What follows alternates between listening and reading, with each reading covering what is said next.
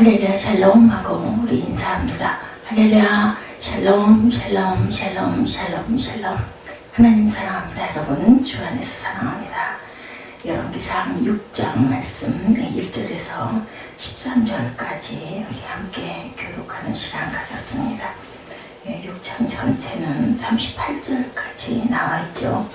솔로몬 왕이 된 지 4년째 성전을 건축했죠. 그때는 이스라엘이 그 땅에서 나온 지 480년이 된 해였더라. 이렇게 말씀하고 있습니다. 모세의 시대 40년, 여호수아 시대 17년, 그리고 사사 시대 299년, 사무엘 선지자와 사울의 시대 40년, 다윗의 시대 40년, 솔로몬이 왕이 된 지 4년, 그래서 도합 480년 만에 성전을 짓게 되었습니다.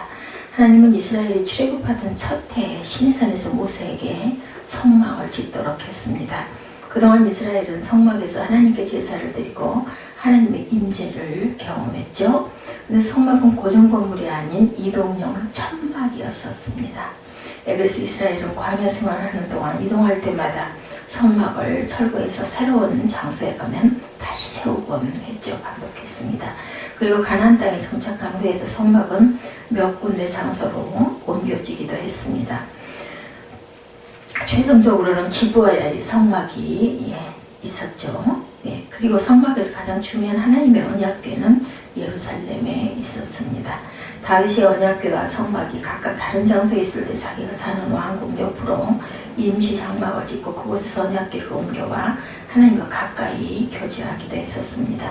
그런데 이제 솔로몬이 예루살렘 그 옛날 아브라함이 이삭을 바쳤던 장소인 모리아산 정상의 고정 건물의 성전을 짓게 된 거죠. 480년에 성막 시대가 끝나고 이제 성전 시대가 열린 것입니다. 솔로몬 성전은 7년 기간에 걸쳐서 완성이 됩니다. 성전 건물의 설계자는 당연히 하나님이셨죠. 하나님은 다윗이 성전 건축의 소원을 가졌을 때 비록 그에게 성전 건축을 허락하지는 않으셨지만 다윗의 꿈에 완성될 성전의 모습을 보여주셨습니다. 다윗의 꿈에 본 성전의 모양대로 성전의 설계도가 작성됩니다. 그리고 왕위를 물려받은 솔로몬에게 성전 설계도를 주면서 이 모양대로 성전을 지으라 이렇게 말씀하시죠. 솔로몬이 이제 아버지 다윗이 그려준 설계도를 따라서 성전 건축을 시작합니다. 성전 건축에는 이스라엘 사람만 참가하지 않았죠. 솔로몬의 건축자와 히람의 건축자와 함께 동역해서 성전 건축을 합니다. 성전 기초와 외벽을 세우는 데 필요한 대리석을 다루는 석공 기술자는 그발 사람들이 동원이 되었고, 그 외에 여러 지방 지역에서 기술자들이 참가합니다.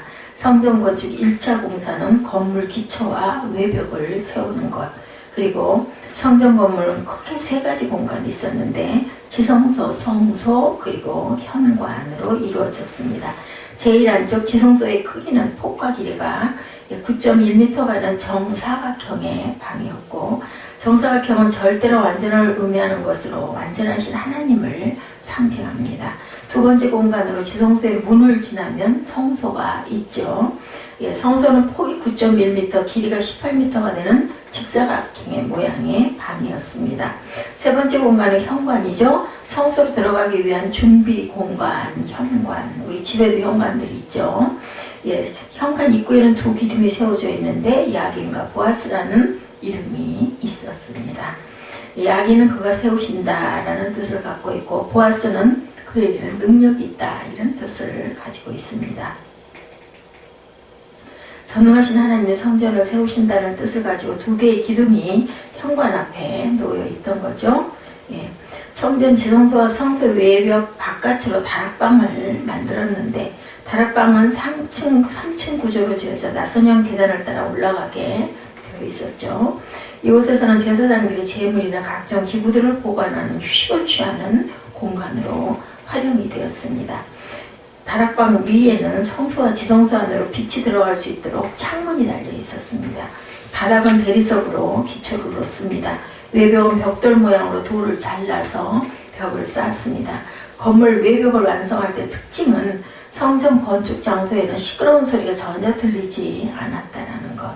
그 이유는 다른 장소에서 건축 재료들을 자르고 다듬고 준비해서 성전에 와서는 조용하게 조립만 했다는 것이죠. 이렇게 해서 성전 외벽이 완성이 됩니다. 아마도 7년 기간 중 몇 년이 걸렸겠죠. 이제 성전 내부 인테리어 공사가 진행되어야 되죠. 그런데 한참 공사가 진행되는 도중에 하나님의 말씀이 솔로몬에게 임합니다. 하나님의 격려와 약속이 담긴 말씀이었죠. 6장 11절에서 13절에 나타나 있습니다. 11절에서 13절을 한번 볼까요? 여호와의 말씀이 솔로몬에게 임하여 이르시되 내가 지금 이 성전을 건축하니 내가 만일 내 법도를 따르며 내 율례를 행하며 내 모든 계명을 지켜 그대로 행하면 내가 내 아버지 다윗에게 한 말을 내가 확실히 이룰 것이요 내가 어떤 이스라엘 자손 가운데 거하며 내 백성 이스라엘을 버리지 아니하리라 이렇게 말씀합니다. 솔로몬은 하나님의 격려를 받고 난 후에 성전 내부 공사에 착수합니다. 성전 내부는 기본적으로 백향목으로 판자를 만들어 벽을 둘렀습니다. 그리고 천정과 바닥의 재질이 단단한 잣나무로 만들죠. 또한 성전 내벽에는 그룹 천사와 종려나무와 활짝 핀 꽃을 아로새깁니다. 천사는 거룩함을, 종려는 평화를 상징하고 그리고 꽃은 영광을 상징합니다. 하나님은 그곳에서 우리와 평화의 교제를 나누고 하나님의 영광을 드러내십니다. 그래서 종려와 핀 꽃으로 장식을 했죠. 성전 내부에 여러 기구들을 놓았습니다. 우선 지성소를 살피면 지성소 중앙에는 하나님의 언약궤가 모서지고 좌우편에 그룹 천사가 날개를 펴고 언약궤를 보좌합니다. 대제사장은 1년에 딱 한 번 대속죄일에 이스라엘 전체 속죄를 위하여 양의 피를 가지고 지성소에 들어가서 언약궤의 피를 붓고 속죄의 기도를 드렸습니다. 지성소는 하나님의 인재를 약속하신 특별한 장소고 또한 거룩한 장소였죠. 장소를 살펴보면 지성소로 들어가는 출입문 앞에는 향을 피우는 향단이 놓여 있습니다. 향단 앞으로는 금으로 만든 떡상이 있었죠.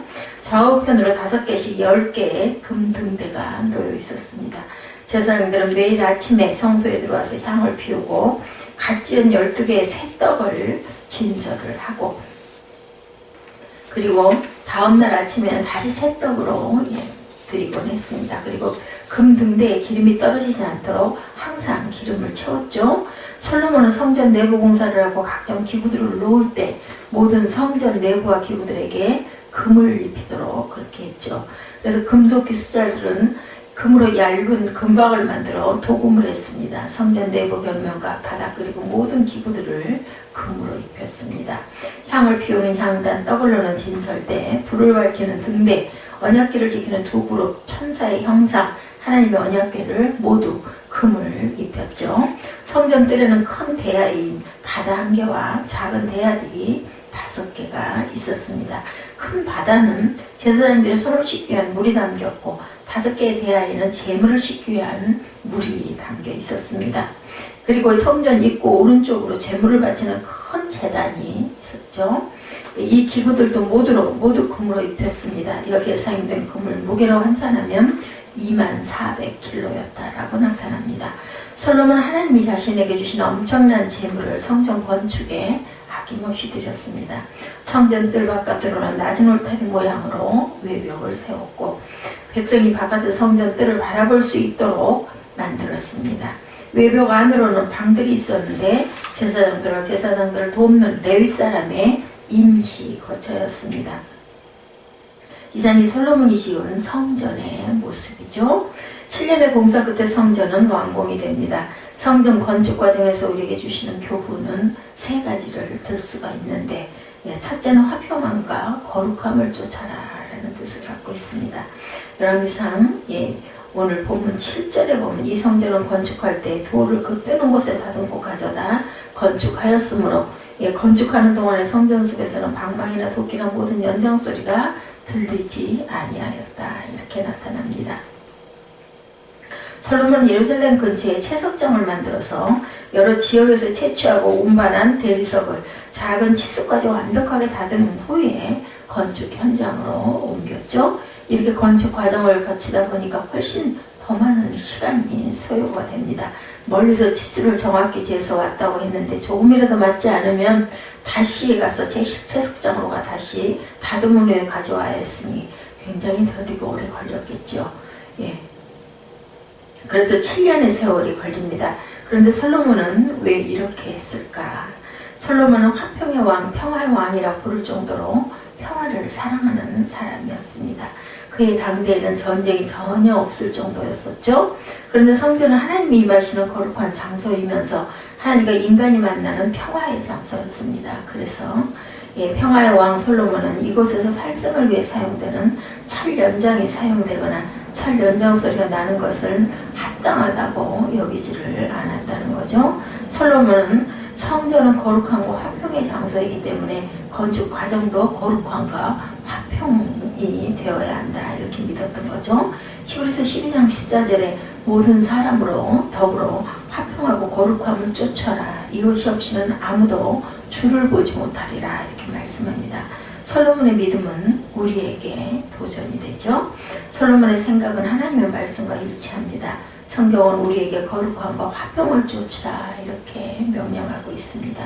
우리는 예수 그리스도로 말미암아 하나님과 화목하고 화평을 회복하는 사람들이고 하나님의 거룩함과 의롭다함을 잊게 된 사람들이죠. 그러므로 나의 삶에는 거룩함과 화평이 항상 있어야 됩니다.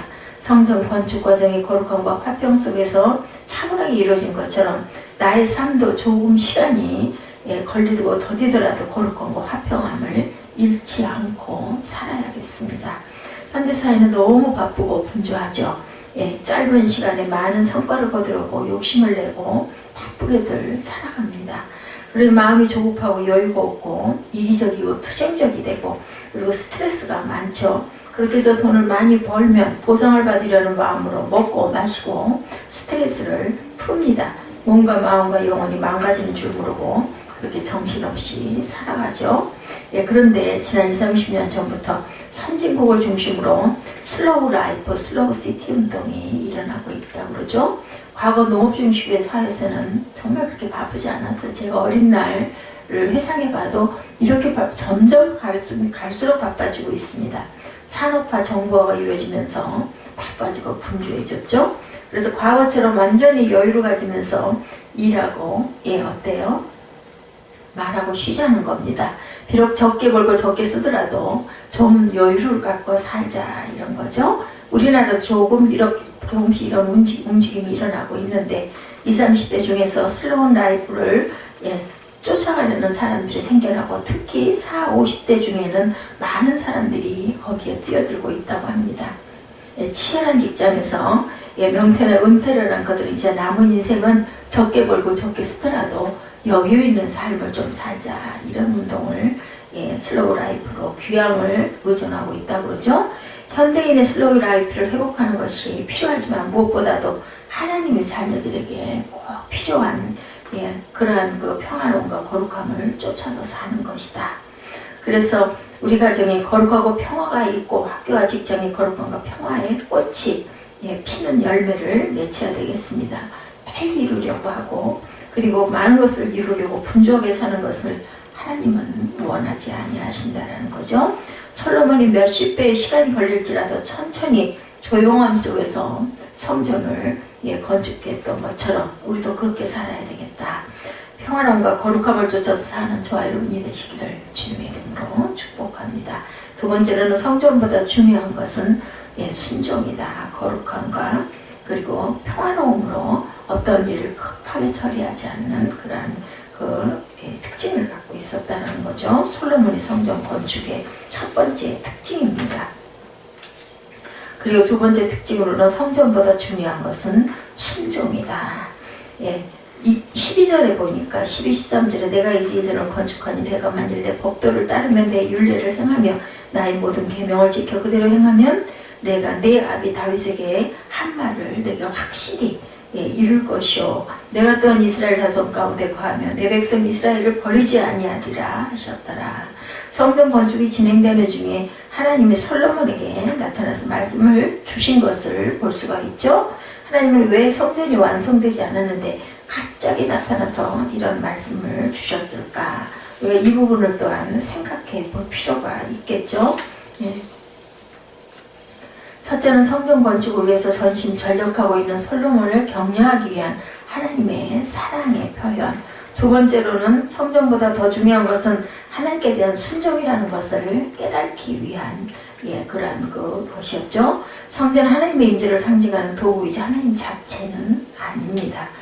자칫하면 성전이 우상화될 수가 있는데 우리가 바로 알고 가야 되겠죠. 그래서 하나님은 아무리 화려하고 웅장한 성전을 짓는다 하더라도 하나님의 명령에 순종하지 않으면 하나님이 함께 하시지 않는다고 교훈을 하셨습니다.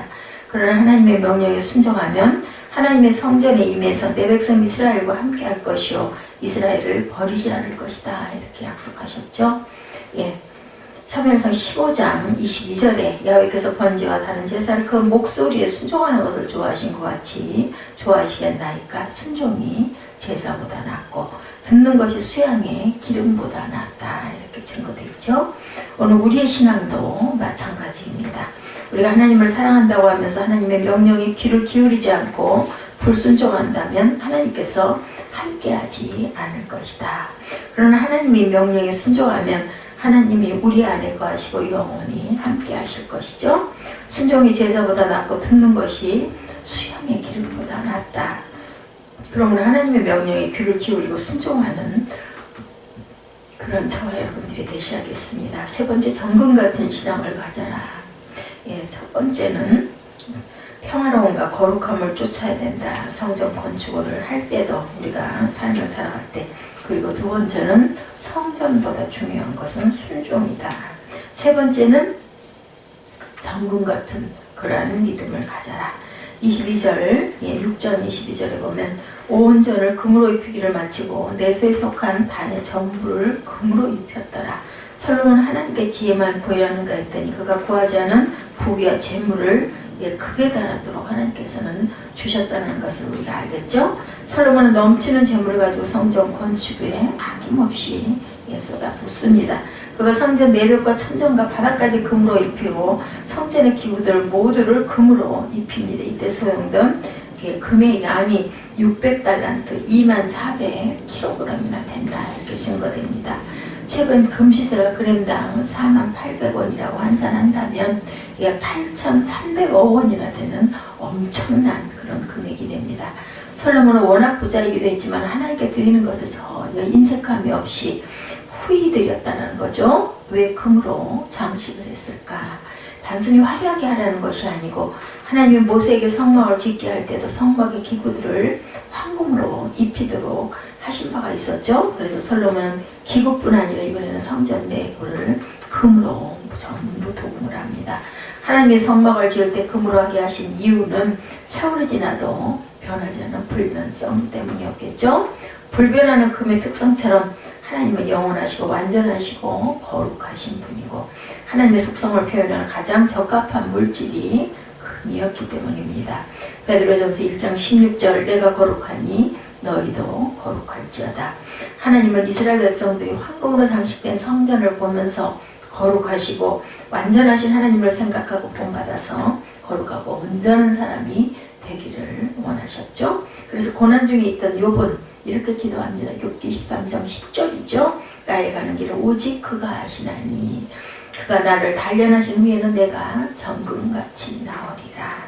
황금으로 장식된 성전은 단지 화려함을 뽐내는 것이 아니었죠. 우리는 황금처럼 변하지 않는 거룩하고 완전하신 하나님을 바라보면서 하나님 앞에서 정금같이 변치 않은 성숙한 신앙의 사람들이 되어야 할 줄로 믿습니다. 정금 같은 그 신앙을 가지시기를 주님의 이름으로 축복합니다. 연휴 마지막 사흘째 되는 날입니다. 오늘은 또한 수요 예배가 있는 날이네요. 여러분들 마지막 날 복되고 의미 있고 귀하게 잘 사용하시고 충전하셔서 또한 힘차게 다시 일터로 직장으로 학교로 임하시는 준비를 하시는 귀한 하루 되시기를 주님의 이름으로 축복합니다. 기도하시겠습니다.